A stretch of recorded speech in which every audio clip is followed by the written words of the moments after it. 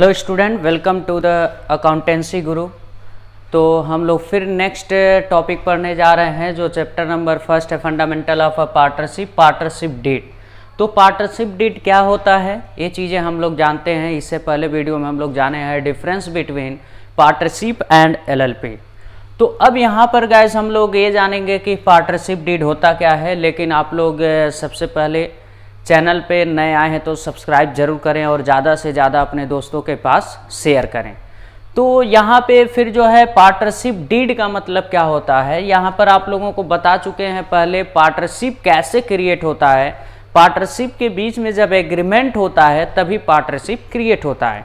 तो पार्टनरशिप के जो एसेंशियल टर्म्स एंड कंडीशन होते हैं, यानी जो आवश्यक terms, materiality terms and condition होते हैं, उसको हम लोग क्या करते हैं, एक पेपर पर लिख देते हैं। जो पेपर पे हम लोग लिख देते हैं उसी को क्या बोला जाता है, पार्टनरशिप डीड।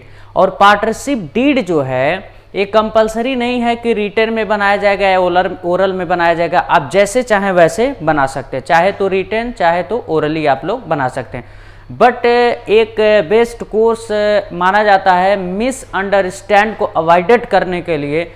कभी भी हम लोग पार्टनरशिप तैयार करते हैं तो रिटन में ही तैयार करते हैं।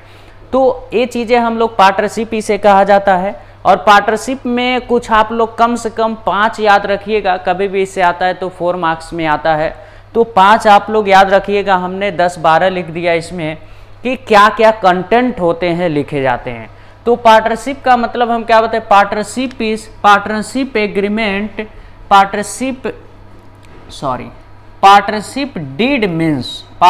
Deed means it is essential that there must be some terms and condition agree upon by all partner.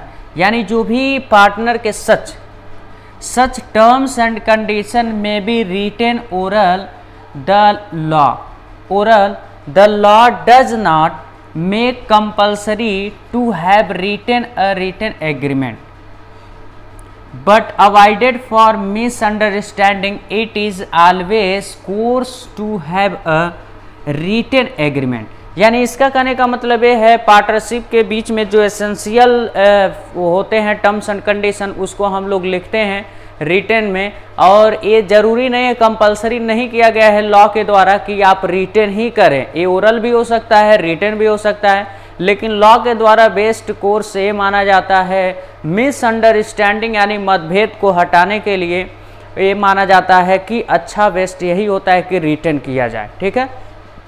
और यहाँ पर कंटेंट यानी क्या क्या चीज़ें उसमें रिटन हम लोग लिखते हैं, जैसे name and address of the firm, यानी जो भी हम लोगों का पार्टनरशिप फर्म है उसका नाम क्या है और उसका एड्रेस क्या है। और उसके बाद name and address of the partner, यानी हमारे पार्टनर का नाम क्या है और पार्टनर का एड्रेस क्या है, वो चीज़ें लिखी जाती है। उसके बाद नेचर ऑफ बिजनेस, यानी किस टाइप के आप बिजनेस कर रहे हैं, किस चीज़ का बिजनेस कर रहे हैं। ठीक है।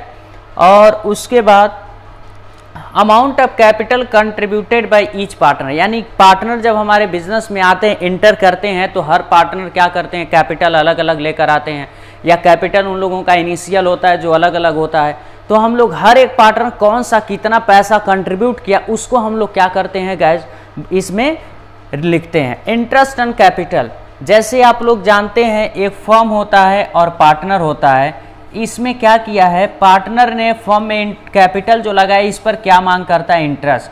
तो इंटरेस्ट चार्ज होगा तो कितना होगा, और इंटरेस्ट चार्ज होगा कि नहीं होगा, तो उसे भी हम लोग क्या करते हैं, पार्टनरशिप डीड में लिखा जाता है। ड्राइंग, अगर मान लीजिए किसी पार्टनर को अपने पर्सनल यूज़ के लिए फर्म से पैसा निकाल सकता है, यानी निकाल सकता है कि नहीं निकाल सकता है, और निकालेगा तो हाउ मेनी ड्राइंग, यानी कितना वो ड्राइंग कर सकता है, वो लिखा जाएगा। और इंटरेस्ट ऑन ड्राइंग, जैसे कोई भी पार्टनर हमारे फर्म से क्या किया है, पैसा ड्राइंग किया है पर्सनल यूज़ के लिए, तो उस पर वो इंटरेस्ट देगा कि नहीं देगा फर्म को, वो भी क्या किया जाएगा, लिखा जाएगा।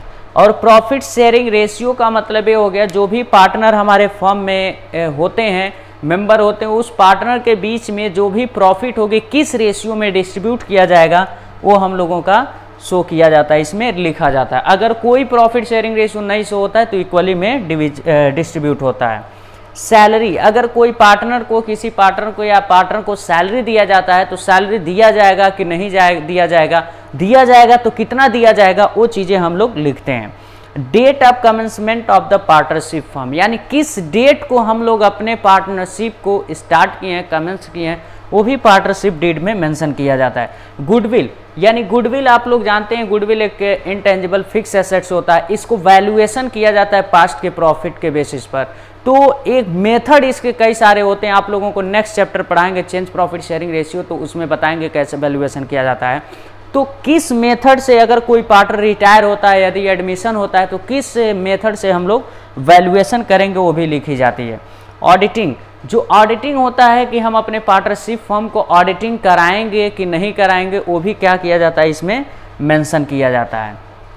तो ये सब सारी चीज़ें हम लोगों का पार्टनरशिप डीड है, ठीक है। तो हम लोगों का लगभग देख रहे हैं, हम लोगों का थ्योरी पार्ट कवर हो गया है। अब हम लोग न्यूमेरिकल के तरफ मूव करते हैं। अगर नए आए हैं चैनल पे तो सब्सक्राइब जरूर करें, ज़्यादा से ज़्यादा शेयर करें। तब तक के लिए जय हिंद, जय भारत।